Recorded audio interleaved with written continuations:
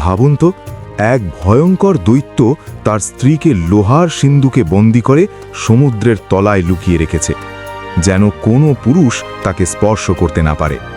কিন্তু অবাক করা সত্য হল, সেই নারী গোপনে 170 জন পুরুষের কাছ থেকে আংটি সংগ্রহ করেছে। কিভাবে সম্ভব হলো এই অসম্ভব ঘটনা? আর সেই দৃশ্য দেখে দুই শাহজাদা কেন বদলে গেল চিরদিনের জন্য? শুনুন সহস্র এক আরব্য রজনীর এক রহস্যময় কাহিনী। যুবতী ভরসা দিল, খোদার নামে হলপ করে জানালো তাদের কোনো ক্ষতি হবে না। তড়িঘড়ি নেমে আসার জন্যে হুকুম করল, আর জানালো তার হুকুম যদি তামিল না করে তারা, তবে আখেরে ভালো হবে না। আফ্রিদিকে জাগিয়ে শায়েস্তা করা হবে, গলা টিপে মেরে ফেলবে সে। এখনও সময় আছে, ওরা নেমে এসে তার মনোবাঞ্ছা পূর্ণ করুক, না হলে সে দৈত্যকে জাগাতে বাধ্য হবে, আর তার পরিণাম অবধারিত মৃত্যু। গাছের ডালে বসে অসহায়ের মতো ওর দিকে চাওয়াচাওয়ি করতে থাকে দুই ভাই। শাহরিয়ার জানায়, তুমি আমার ছোট ভাই, তুমি আগে নামো।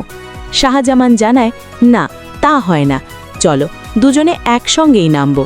মরতে হয় দুজনে একসঙ্গেই মরব, এক যাত্রায় পৃথক ফল হবে না। ওরা ভয়ে ভয়ে নেমে এসে দাঁড়ালো মেয়েটির পাশে, আর তৎক্ষণাৎ মেয়েটি মাটির ওপর শুয়ে পড়ে ডাকল, তোমরা এক এক করে এসে আমার দেহের জ্বালা জুড়িয়ে দাও, তোমাদের একজন চলে এসো এক্ষুনি, আর দেরি করো না, আমি আর ধৈর্য ধরতে পারছি না, সইতে পারছি না এই যন্ত্রণা, এসো চটপট। কিন্তু কে আগে যাবে? ওকে ঠেলে। বড় বলে, তুমি ছোট, তুমি আগে যাও। ছোট বলে, তা হয় না, তুমি বড়, তোমার পর আমার পালা। তারও মুখে ভাষা নাই, চোখের ইশারাতেই বলাবলি করতে থাকে তারা। মেয়েটি বিরক্ত হয়, ক্রুদ্ধ হয়, তর্জনী নাচিয়ে জানায়, চোখ নাচিয়ে নাচিয়ে কি কথা হচ্ছে তোমাদের? আমি আর এক লহমা দেরি করব না, কিন্তু এক্ষুনি আসবে তো এসো, না হলে আফ্রিদিকে ডাকছি। দৈত্যের হাতে প্রাণে মারা যাবার ভয়ে দু ভাই পরপর যুবতীর সম্ভোগের শিকার হল। যেভাবে চাইল সেইভাবে খুশি করতে হলো তাকে। ঠোঁটের কোণে বাঁকা হাসি ফুটে উঠল মেয়েটির। বলল, তোমরা দুজনেই জব্বর কায়দা কানুন জানো দেখছি। সেমিজের পকেট থেকে একটা ছোট্ট থলে বের করল মেয়েটি। থলেটার ভেতর থেকে তুলে ধরল একটা আংটির ঝরা। বলল, জানো এগুলো কি? এই চেনে 170টি আংটি রয়েছে। এই মুখ পোড়া আফ্রিদিটার চোখে ধুলো দিয়ে যাদের দিয়ে আমার কাম হাসিল করিয়েছি, তাদের প্রত্যেকের কাছ থেকে একটা করে আংটি নিয়ে এই চেনে গেঁথে রেখেছি। এগুলো আমার স্মৃতিচিহ্ন। তোমাদের কাছেও চাইছি দুটো আংটি, দাও, এর সঙ্গে গেঁথে রাখব। পরে যখন দেখব তোমাদের সঙ্গে আজকের এই সুখ সম্ভোগের কথা মনে পড়বে আমার। এ কথা শুনে স্তম্ভিত হলো ওরা। দুজনেই একটা করে আংটি খুলে দিল রূপসীর হাতে। মেয়েটি বলল, জানো, এই শয়তান দৈত্যটা আমার শাদির রাতে চুরি করে নিয়ে এসেছে আমাকে। এই লোহার সিন্দুকে কয়েদ করে সিন্দুকটাকে আবার ওই বাক্সে ভরে লোহার শিকল দিয়ে বেঁধে মাথায় করে ঘুরেছে নির্জন মরুপ্রান্তরে, জঙ্গলে, পাহাড়ে, পর্বতে। কোথাও গিয়ে নিশ্চিন্ত হতে পারেনি।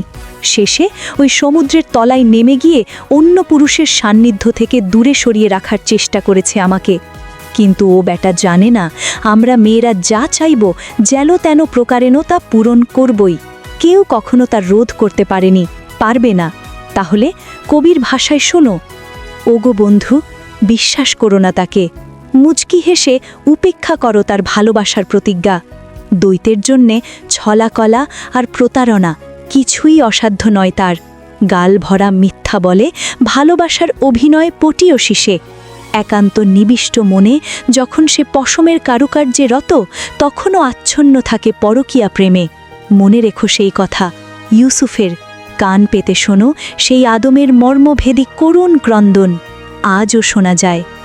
শাহজাদেদের চৈতন্য উদয় হয়। এই ভয়ঙ্কর দৈত্যের এমন দুর্ভেদ্য সুরক্ষাকে কলা দেখিয়ে এই সুন্দরী কলাবতীর যেভাবে তার কাম হাসিল করে চলেছে তা কল্পনাতীত। এর তুলনায় তাদের বেগমদের প্রহরা কিছুই নয়। এই ভেবে কিছুটা সান্ত্বনা পেল ওরা, আর কাল বিলম্ব না করে তক্ষুনি নিজের নিজের শহরে ফিরে গেল। প্রাসাদে পা দিয়েই বাদশাহ শাহরিয়ার নিজের হাতে বেগমের গর্দান নিল।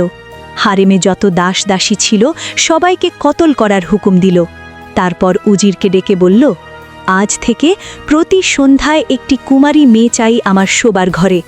সারা রাত ধরে তাকে নিয়ে আনন্দ উপভোগ করব আমি, আর ভোরবেলায় নিজের হাতে হত্যা করব তাকে, যাতে সে অন্য পুরুষের অঙ্কশাইনী না হতে পারে।